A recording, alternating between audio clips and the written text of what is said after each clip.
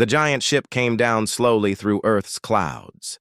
It was bigger than anything humans had ever built. People all over the world watched on screens as the alien ship landed in an open field outside Seoul. Dae Kim stood straight in his military uniform, trying not to show fear. As Earth's military liaison, he would be one of the first humans to meet the aliens face to face. Next to him stood 5 other officials, all looking nervous. "Remember," said Director Park, "we need this alliance. Be respectful no matter what." Dae nodded. Reports said these aliens, the Mokhtar, were fighting a war against something worse, something that might come for Earth next. The Mokhtar needed allies, and Earth needed advanced technology. A door opened in the side of the ship. Dae held his breath. The first alien stepped out, and Dae had to stop himself from stepping back. The Mokhtar was huge, at least 8 feet, tall with broad shoulders and thick limbs. Its skin was a pale blue with patches that looked like armor. 4 eyes blinked at the human delegation. 5 more Mokhtar followed the first one out. They all wore what looked like military uniforms with strange symbols. They moved with the easy confidence of trained soldiers. "I am Commander Suk," said the first alien in perfect English. His voice was deep and rumbled like distant thunder. "I speak for the Mokhtar Defense Force." Director Park stepped forward. "I am Director Park of the United Earth Council. We welcome you to Earth, Commander." Suk looked down at the humans. His 4 eyes blinked one after another in a rolling pattern. "You are smaller than I expected," he said. Dae saw Director Park's smile become fixed. "Perhaps we could continue our meeting inside," Park suggested. Inside the conference room, the Mokhtar had to duck to enter the doorway. Their chairs creaked under their weight. Commander Suk sat across from Director Park while the other aliens lined up behind their leader. "The threat we face is called the Vesh," said Commander Suk. "They have destroyed 12 worlds in our region of space. They will come here next." He pressed something on his wrist, and a hologram appeared above the table. It showed strange, insect-like creatures swarming over a planet. "The Vesh are parasites," Suk continued. "They take over planets and use all resources. They cannot be reasoned with. They can only be fought." Director Park leaned forward. "And you believe they will reach Earth?" "Within 1 Earth year," said Suk. "My leader sent me to assess if humans would make worthy allies in this fight." "We have significant military forces," said Director Park. Commander Suk made a sound that might have been a laugh. "Numbers are not everything. We need to know if humans can fight beside Mokhtar warriors," Dae spoke up. "We suggest a joint training exercise. Our soldiers can train with yours. We can learn from each other." Suk turned all 4 eyes to Dae. "Yes, that would be informative." 3 days later, Dae watched as 20 human soldiers lined up across from 20 Mokhtar warriors in the training field. The alien warriors towered over the humans. "We will begin with basic strength assessment," announced Commander Suk. The tests started simple, lifting weights. The Mokhtar lifted 3 times what the strongest human could manage. Running sprints. The Mokhtar were faster over short distances. Combat simulations. The Mokhtar moved with surprising speed for their size. After each test, Dae noticed the Mokhtar warriors exchanging looks. Sometimes they made low sounds that their translators didn't catch, but Dae knew what mockery looked like in any species. During a break, he approached Commander Suk. "Your warriors are impressive," Dae said. Suk looked down at him. "They are standard for our military. Nothing special. Then your species must be naturally strong. We evolved on a world with twice Earth's gravity and 3 times the predators," said Suk. "Those who were not strong did not survive to have offspring." Dae nodded. "Humans evolved differently. We weren't the strongest or fastest, but we could think and work together." Suk blinked his eyes in sequence. "Thinking is good, but the Vesh do not care about clever ideas. They care about force. After the break, the tests continued.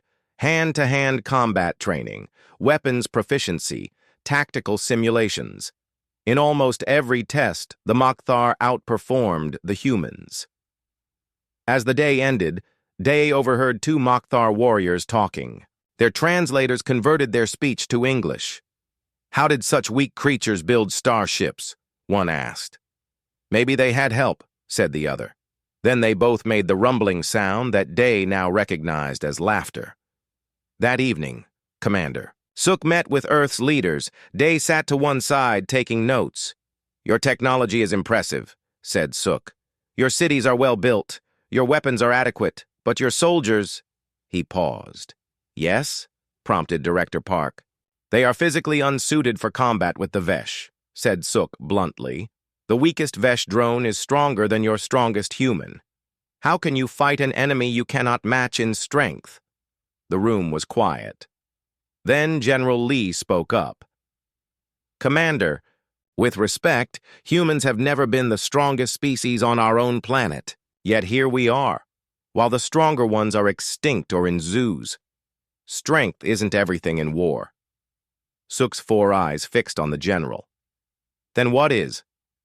"Endurance, adaptability, will." Suk made a dismissive gesture. "These are things the desperate tell themselves to feel better about their weakness." Director Park cut in before General Lee could respond. "Perhaps we could demonstrate some of our special forces training tomorrow? Show capabilities beyond basic strength?" Suk nodded. "That would be acceptable." As the meeting ended, Day caught up with Commander Suk in the hallway. "Commander, I understand your concerns," Day said, "but I hope you'll keep an open mind about what humans can offer as allies." Suk looked down at him. "I have led warriors for 30 of your years, human. I have seen strong species and weak ones.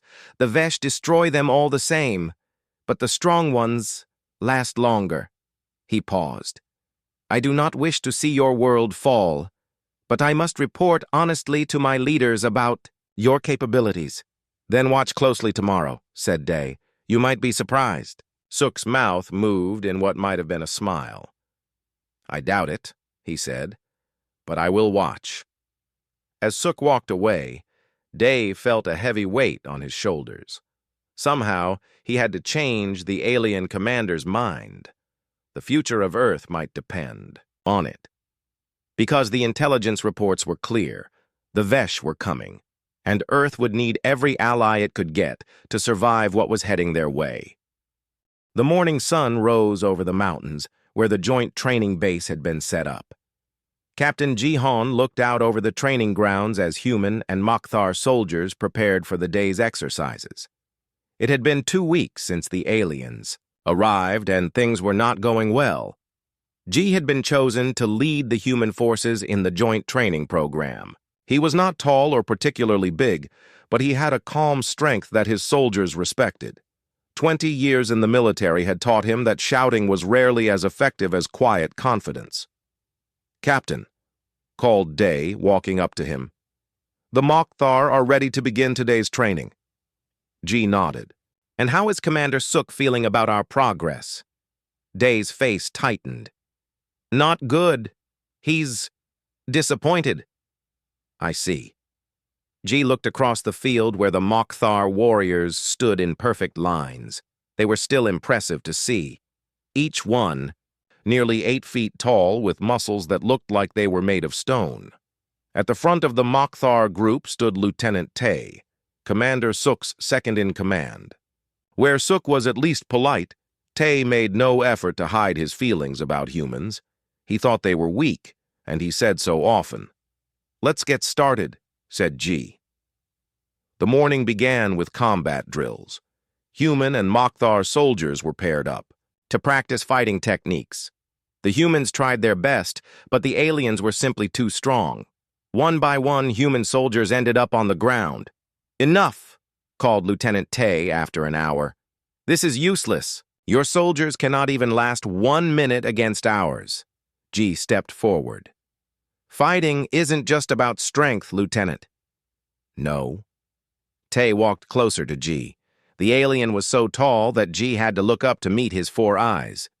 What else matters when the enemy is stronger, faster, and bigger than you? Skill, planning, working together, G answered calmly. And not giving up. Tay made the rumbling sound that humans now knew was Mokhtar laughter. Pretty words to hide a simple truth. Your species is weak. From the side of the training area, Commander Suk watched, but said nothing. After lunch, they moved to the weapons range. Here, the humans did better. Years of conflict on Earth had made humans very good at making and using weapons. Even the Mokhtar were impressed by how accurately the humans could shoot. At least they can hit targets, one Mokhtar warrior said to another. Yes, but can they still hit targets when the Vesh are charging at them? The other replied. The Vesh do not stop. They do not feel fear. They come in waves until you are overwhelmed. Lieutenant Tay walked down the line of human soldiers as they practiced. He stopped behind a young soldier named Min. Your grip is wrong, Tay said loudly. A child could knock that weapon from your hands. Min adjusted his hold on the rifle. No, still wrong, said Tay. Without warning, he grabbed Min's shoulder with one massive hand and squeezed. Min gasped in pain and dropped his weapon. Tay picked up the rifle with one hand. See? Weak. G was there in an instant. That's enough, Lieutenant. These are training exercises, not opportunities to hurt my soldiers. Tay's 4 eyes narrowed. Pain is an excellent teacher, Captain. The Vesh will not be gentle. We're not fighting the Vesh yet, G said. We're supposed to be learning to work together. And what I am learning, said Tay, is that humans break too easily to be useful allies. G felt anger rising, but kept his voice level. Maybe we need a different kind of exercise to show what humans can really do. Commander Suk stepped forward, interested. What do you suggest, Captain? G thought for a moment. An endurance test, a full march through the mountain trails with combat gear, 30 kilometers. Tay laughed again. You think this will show human strength? Our warriors can run 30 kilometers without stopping. Not a run, said G. A march, carrying full gear over rough terrain. Taking time means nothing. Finishing the course does. Suk tilted his head, considering. Yes, this could be informative. Tomorrow we will do this march. Tay looked unhappy but didn't argue with his commander. That evening, G checked in on Min, who was having his shoulder examined in the medical tent. How bad is it? G asked. Min tried to smile. Just bruised, sir. I'll be ready for tomorrow's march. Good, don't let them get to you. Min nodded, but then looked down. Sir, do you really think we can be useful against these Vesh things? The Mokhtar are so much stronger than us. G sat down next to the young soldier. Min, humans have never been the strongest species on Earth, but we're still here. Do you know why? Why, sir? Because we don't quit. Because we keep going when others would stop. Tomorrow we're going to show the Mokhtar something they've never seen before, human endurance. In his quarters, Commander Suk reviewed the day's training data with, Lieutenant Tay, the humans are not completely hopeless, Suk said. Their weapon skills are good. Tay made a dismissive gesture. Weapons break or run out of ammunition. Then what will they do? They cannot fight hand-to-hand against the Vesh. Perhaps, said Suk. But I find their captain interesting. He does not get angry when you insult his soldiers. Because he knows I speak truth, said Tay. Suk's 4 eyes blinked in sequence, or because he is confident in something we have not yet seen. Tay stood up straighter. This endurance march tomorrow, I will show them that Mokhtar excel in all aspects of combat, not just strength. See that you do, said Suk. I must make my final report to our leaders soon. I would prefer to report that Earth will be a useful ally. And if they are not? Suk was quiet for a moment. Then we focus our defense elsewhere, and Earth faces the Vesh alone. Dawn broke over the mountains as both human and Mokhtar soldiers gathered at the starting point of the trail. Each soldier carried a pack that weighed about a third of their body weight. For the humans, this was around 50–60 pounds. For the Mokhtar, their packs were much heavier. Captain G stood at the front of the human group. Lieutenant Tai led the Mokhtar. Commander Suk would monitor from a command center, watching through drones that would follow the march. 30 kilometers, Suk announced. Through mountain terrain. No time limit, but you must complete the course with all your gear. G looked at his soldiers. They were nervous, but determined. He gave them a small nod. Begin, commanded Suk. The Mokhtar surged forward, their powerful legs carrying them quickly up the first slope. The humans followed at a steady pace. Lieutenant, Tay looked back at the humans already falling behind. He smiled, showing sharp teeth. Today, he said to his warriors, we prove once and for all that humans are too weak to stand with us against the Vesh. But Captain G, hearing this, simply kept his steady pace. He knew something the Mokhtar did not. The race was far from over. The morning sun climbed higher as the soldiers made their way through the mountain trail. The path was rough, with steep climbs and sharp turns. At the front, the Mokhtar warriors moved quickly, their powerful legs pushing them forward. Lieutenant Tay led his warriors with pride. He looked back often to see the humans falling further behind. After 3 hours, the Mokhtar were nearly 2 kilometers ahead of the human group. This is too easy, Tay said to the warriors near him. The humans will take all day to finish. In the command center, Commander Suk watched both groups on large screens. He could see the Mokhtar pulling ahead, but something caught his attention. While his warriors were moving quickly, their movements were becoming less smooth. Some were breathing harder than they should be. Interesting, Suk said quietly. Back on the trail, Captain G kept his soldiers moving at a steady pace. They weren't trying to catch the Mokhtar. They were focused on maintaining a speed they could hold for hours. Remember, G said to his group, this isn't a race. It's about finishing. Min, the young soldier with the bruised shoulder, nodded. Yes, sir. But the Mokhtar are so far ahead already. The trail is 30 kilometers, G replied. We're only a small part of the way there. 5 hours into the march, things began to change. The Mokhtar had slowed down considerably. Their large bodies, designed for short bursts of power, were consuming energy at a rapid rate. The mountain air, thinner than what they were used to, made their breathing labored.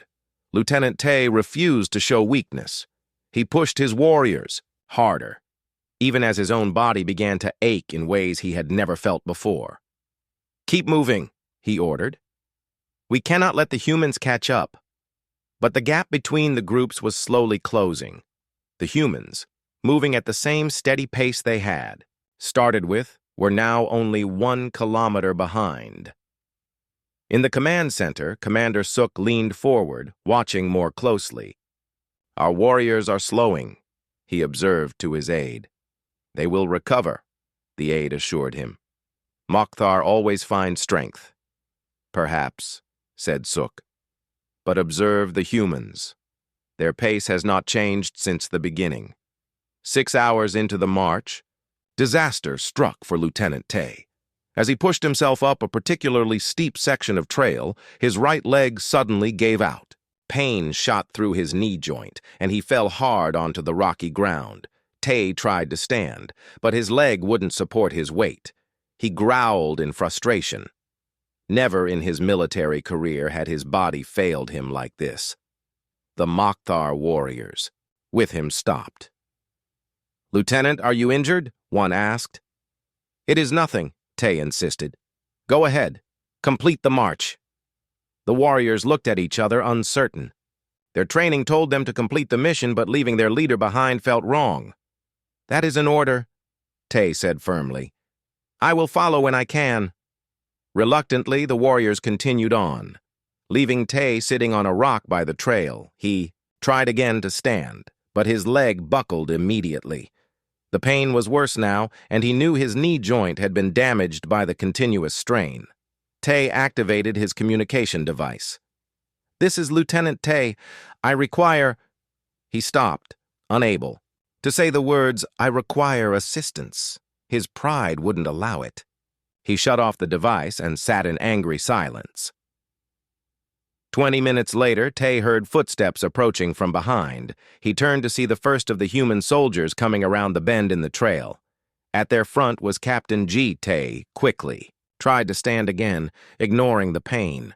He wouldn't let the humans see him weak, but his leg gave out completely, and he fell back onto the rock with a grunt. Captain G approached him, his face showing concern rather than triumph. "Lieutenant, are you injured?" "It is nothing," Tay said through clenched teeth. "A minor issue. Continue your march." G knelt down and looked at Tay's leg. Even through the Mokthar's uniform, he could see the swelling at the knee joint. "That looks serious," G said. "You need medical attention." "I need nothing from humans," Tay snapped. "My warriors will send help once they finish." G stood up and looked down the trail. "That could be hours. Your leg needs treatment now." He turned to his soldiers who had caught up and gathered around. "Take a 5-minute break, water and quick snacks only." Then he turned back to Tay. "I'm going to help you back to base." Tay's 4 eyes widened in surprise. "You cannot carry me." "Human, I am nearly twice your weight." Without answering, G moved beside Tay. In one smooth motion, he bent down, positioned himself, and lifted the alien onto his shoulders in a fireman's carry. Tay was indeed heavy, much heavier than any human G had ever carried. But G stood firm, adjusting his stance to balance the weight. "What are you doing?" Tay gasped, shocked by the human's strength. "Finishing the march," G replied simply. "With you." In the command center, Commander Sook stared at the screen in disbelief. One of the monitoring drones showed Captain G lifting Lieutenant Tay onto his shoulders. "Impossible," whispered the aide beside him. Sook zoomed the camera in, making sure what he was seeing was real. The human captain was actually carrying a Mokhtar warrior who outweighed him significantly. "Track them," ordered Sook. "I want to see how far he gets before he collapses." On the trail, G's soldiers stared in amazement as their captain adjusted Tay's weight on his shoulders. "Captain, I can take a turn," offered Min, stepping forward. G shook his head. "No. Continue the march as planned. I'll bring the lieutenant." "You cannot do this," Tay said, his voice a mix of anger and confusion. "No human could carry a Mokhtar for any distance." "Watch me," G said quietly. He took his first steps, moving carefully to keep his balance. The Mokhtar was incredibly heavy, and G's muscles already burned with the effort, but his face showed only determination. "Break's over," he called to his soldiers. "Move out." The human soldiers fell into line and continued their steady march up the trail. G, carrying Tay, took his position at the back. Each step was difficult, but he kept moving. Tay was silent for a long time, trying to understand what was happening. Finally, he spoke. "Why are you doing this? I have shown you no respect." G took a few more steps before answering. "Because no one gets left behind. Not human, not Mokhtar. That's how we fight. That's how we win." As they continued around a bend in the trail, Tay looked back over G's shoulder. The path stretched out behind them, winding down the mountainside. They had already covered considerable distance with Tay on G's shoulders. For the first time, the Mokhtar lieutenant began to wonder if there was more to these humans than he had believed. The sun began its slow descent behind the mountains as Captain G continued to carry Lieutenant Tay. Every muscle in G's body burned with effort. Sweat soaked through his uniform. His breathing came in controlled, measured gasps, but he kept, moving forward one step at a time. The human soldiers stayed close, watching their captain with quiet respect. They offered water when G stopped for brief rests. No one suggested taking over the burden.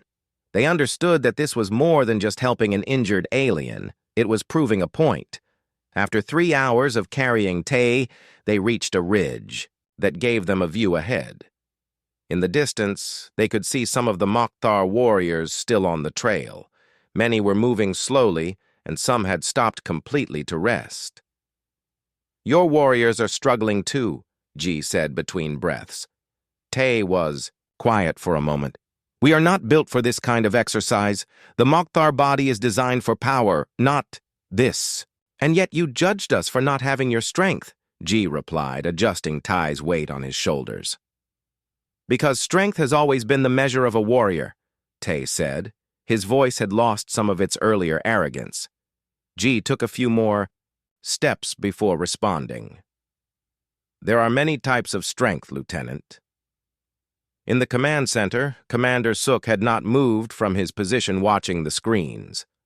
For hours, he had expected to see the human captain collapse under the weight of Lieutenant Tay, but the human kept going.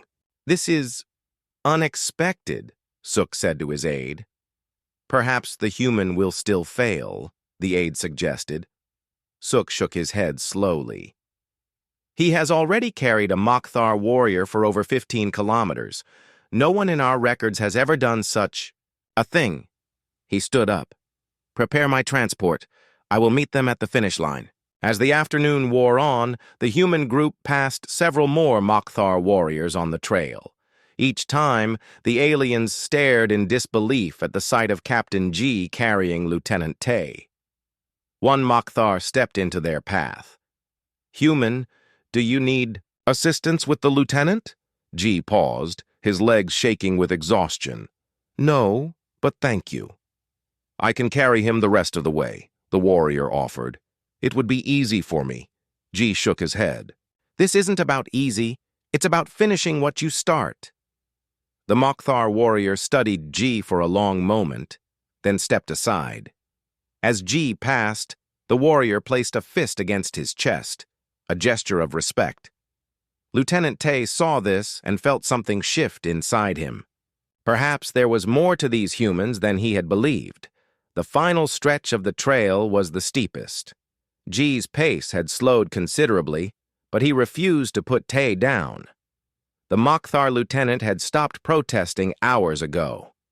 Now he watched, in silence, as this human, whom he had dismissed as weak, pushed beyond what should have been possible. "Why?" Tay asked finally. "Why continue when your body must be in such pain?" G took several steps before answering.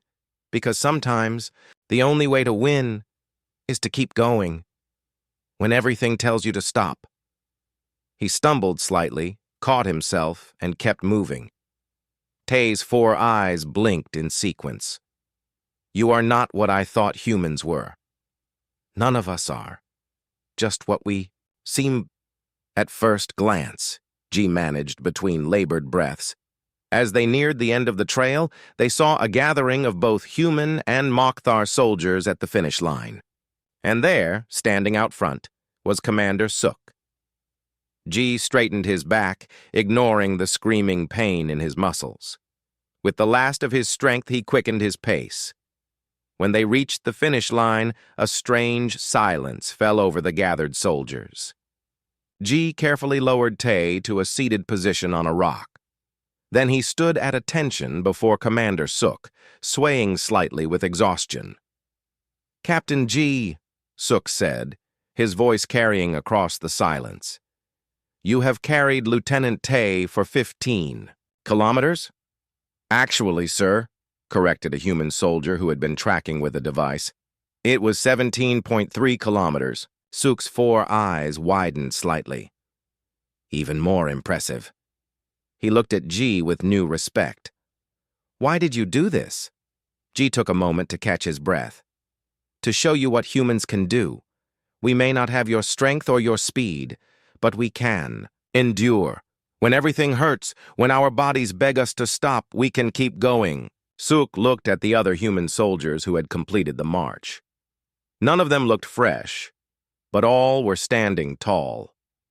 Then he looked at his own warriors, many of whom were sitting or lying down, their powerful bodies exhausted by the long march.